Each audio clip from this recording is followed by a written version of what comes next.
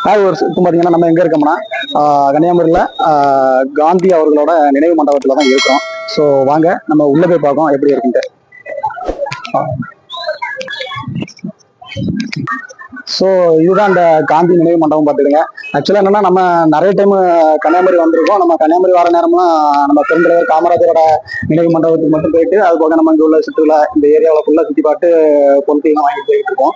இந்த டைமு நம்ம சரி காந்தி நினைவு மண்டபத்தை உங்களுக்கும் காமிக்கணும், ப்ளஸ் அது போக நம்மளும் பார்க்கணும் அப்படிங்கிறதுக்காக நம்ம உள்ள வந்திருக்கோம். ஸோ வாங்க அதை பார்ப்போம். அவரோட ஆக்சுவலாக என்ன இது வரலாறு, ஸோ அவர் எங்கெங்க போயிருக்காரு, அவரோட நினைவுகளுக்கு ஏற்ற பிக்சர்ஸ் அது எல்லாத்தையுமே இங்கேயும் வச்சிருக்காங்க. அந்த காமராஜரோட நினைவு மண்டபத்திலே சேம் அது தான் வச்சிருந்தாங்க. ஸோ அதெல்லாம் இங்கே வச்சிருக்காங்க. இங்கே உள்ள இடத்த பார்த்தீங்கன்னா நல்லா அந்த கட்டடங்கள்லாம் பார்த்தீங்கன்னா ஜம்மு சூப்பராக இது பண்ணியிருக்காங்க. ப்ளஸ் அவரோட பிக்சர்ஸ் நேராக லைட்டிங்ஸ்ல இருந்து எல்லாமே வச்சு சூப்பராக பண்ணியிருக்காங்க. ஸோ வாங்க எல்லாரும் இங்கே மேக்சிமம் வரவங்க எல்லாமே அவரோட நினைவு மண்டபத்தில் வந்து செல்ஃபி எடுக்கணும், ஃபோட்டோஸ் எடுக்கணும் அப்படிங்கிற ஒரு இதில் வராங்க.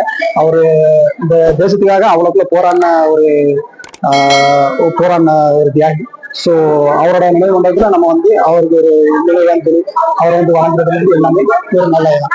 ஸோ இப்போ நீங்க பார்த்துட்டு இருக்க இதுதான் வந்து அவரோட நினைவு மண்டபம். ஸோ இங்கெல்லாம் நம்ம வந்து வர்றது வந்து எல்லாமே வர்றது அவரோட காந்திஜியோட பிக்சர்ஸ்ல இருந்து எல்லாமே பார்க்கறதுக்கு அவ்வளோ சூப்பராக இருக்குன்னு.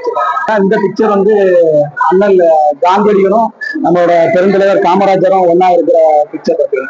ஸோ இதுவுமே நிறைய இருக்கு.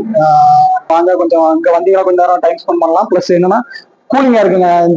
இந்த காந்தி மண்டபமும் சரி உள்ள வந்து இருந்தீங்கன்னா அவ்வளோக்குள்ள கூலிங்கா இருக்கு. ஸோ லைட்டிங்ல இருந்து எல்லாமே சூப்பரா பண்ணியிருக்காங்க. பாக்குறதுக்கு அவ்வளோ சூப்பரா இருக்குது. ஆக்சுவலா பாத்தீங்கன்னா நம்ம அவரோட மணிமண்டபம் அப்படிங்கும்போது அவரோட அஸ்தி எங்க இருக்குன்னு பாத்தீங்கன்னா இந்த இடத்துலதான் வச்சிருக்காங்க.